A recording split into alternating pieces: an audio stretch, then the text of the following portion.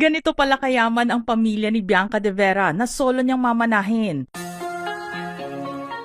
Mas malaki pa nga daw ang halaga ng nakuhang regalo ng ex-housemate na si Bianca de Vera kaysa sa napanalunan ng PBB Celebrity Collab Edition Big Winners na sina Brent Manalo at Mika Salamanca. Paano ba naman kasi? Isang pasabog ang ginawa ng mommy ni Bianca noong nakaraang araw bago pa man ganapin ang big night. Ipinost na kasi ng mommy ng sassy unika iha ng Taguig ang bagay na ibinigay nito sa anak. Nakatanggap lang naman kasi si Bianca ng isang Mercedes-Benz SUV na nagkakahalaga ng 5.9 million pesos. Bukod sa sorpresang kotse sa kanya ni Mommy Eileen, makikita sa loob nito ang mga cards at bouquet of roses mula sa mga fans ni Bianca. Dahil marami ang na-curious sa modelo ng bagong sasakyan nito, ni-research ng mga netizens ang description ng Benz ni Bianca. Napag-alaman na ito ay V220D Avantgarde Extra Long in Obsidian Black Metallic Colorway. Sinasabing dream ride din ang kotseng ito dahil kumpleto ito sa climate control features, Burmester Surround Sound System, Garmin Map Pilot at marami pa.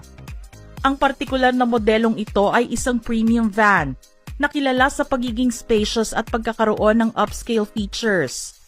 Available ito sa iba't ibang configuration, kabilang ang extra long version, at maaaring gamitin ng mga pamilya at business owners na naghahanap ng komportable at stylish transportation. Dinaig pa nga ni Bianca ang big winner dahil sa regalong ito ng kanyang mga magulang.